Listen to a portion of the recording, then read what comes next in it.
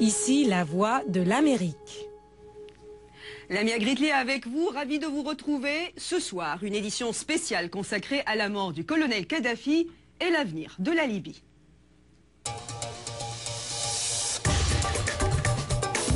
Washington Forum. Et puis Walid Pharres, professeur à la National Defense University et conseiller au prix du Congrès ici à Washington.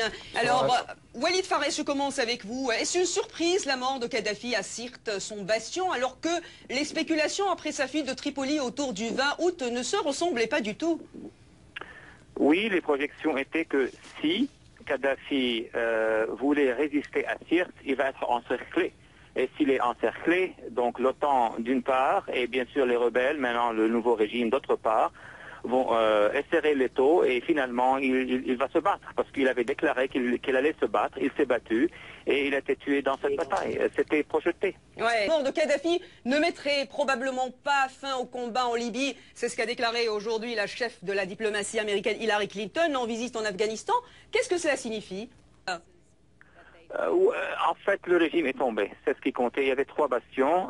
Ben Walid, c'est tombé. Le sud, les grands rassemblements du sud, Sebha, ça n'existe plus comme force de frappe. Et certainement, la capitale tribale, politique de Sirte est tombée.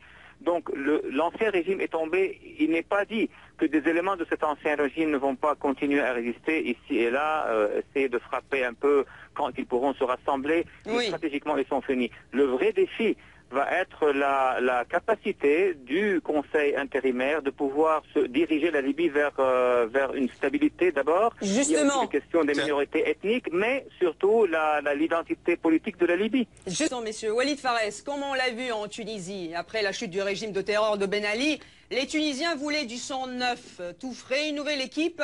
Est-ce que les anciennes figures du régime Kadhafi, comme Mustafa Jalil and co, seront acceptées par certains rebelles en Libye aujourd'hui ?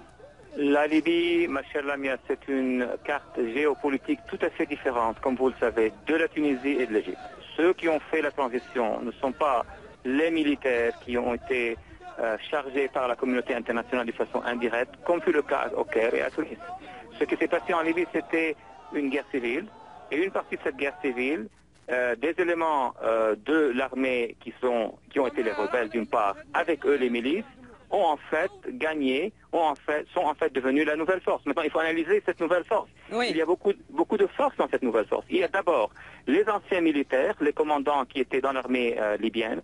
Qu'est-ce qu'ils vont faire? Deuxièmement et plus important, ces vastes milices islamistes, pour la plupart, qui tiennent les villes. Le commandant de Tripoli, c'est un islamiste, on le connaît. Et en plus de cela, vous avez les minorités ethniques, que ce soit les Amazighs dans l'ouest ou les Toubous dans le sud, qui ont aussi des milices. Donc il faut être plus réaliste dans l'approche pour voir qui tient le pouvoir effectivement sur le terrain. Oui, mais là, Emilio Viano me tend une perche en parlant d'unification. Certains observateurs craignent une balkanisation de la Libye, que Kadhafi, malgré tout ce qu'on peut lui reprocher, a réussi à unir.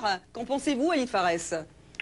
Oui, il y a ce risque-là, mais si je peux me permettre rapidement un point. La mort, l'exécution de Kadhafi, ça va rester un file ouvert, un dossier ouvert pour la simple raison qu'il a été tué par balle après avoir été arrêté. C'est une question importante parce que ce que Kadhafi savait n'était pas seulement à propos des Britanniques, des Français, des Américains, mais aussi à propos d'autres régimes.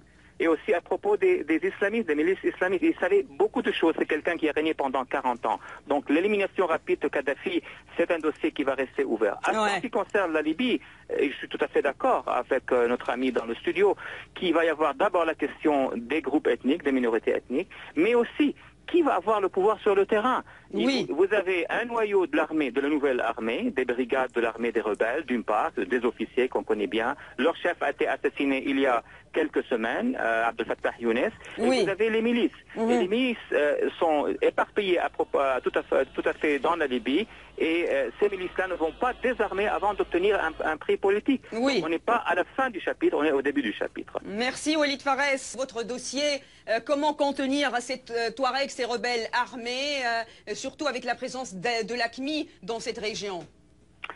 Ça, c'est la grande salade, ma chère. Les frontières entre la Libye et tous les États voisins sont des frontières ouvertes. On ne sait pas si le gouvernement intérimaire de la Libye peut assurer une présence de forces armées. Les zones sud de la Libye, les zones qui sont contiguës au Sahara, à l'Algérie, même au Soudan, toutes ces zones sont ouvertes et il y a du va-et-vient. Il y a aussi la présence de milices armées qui ont été avec la révolution, comme chez les Toubous et chez les Amazighs, qui eux veulent un prix politique. Et ça va être la reconnaissance de leurs propres droits. Donc il est très difficile à ce moment-là, avant d'avoir une armée intégrée, libyenne, nouvelle, appuyée par la communauté internationale, de pouvoir solutionner ces problèmes. Walid Pharès, vous avez signé aussi avec Léonard Wanchekon un article sur l'impact de ce qui se passe en Libye, notamment en Afrique subsaharienne, sur notre website www.lavoixdelamérique.com. Votre réaction? Tout dépendra de la force qui va régner à Tripoli. Si c'est une force pluraliste qui va commencer à organiser une démocratie, d'abord une démocratie transitoire, enfin une démocratie acceptable, méditerranéenne et africaine, donc ce sera de bonnes nouvelles pour les forces démocratiques du Sahel. Si au contraire il va y avoir à Tripoli un régime à parti unique ou un régime idéologique, donc cela va se transférer dans le Sahel et il y aura un appui aux régimes pareils qui sont dans la région. Ouais, merci d'avoir été avec nous ce soir, merci d'avoir fait le point.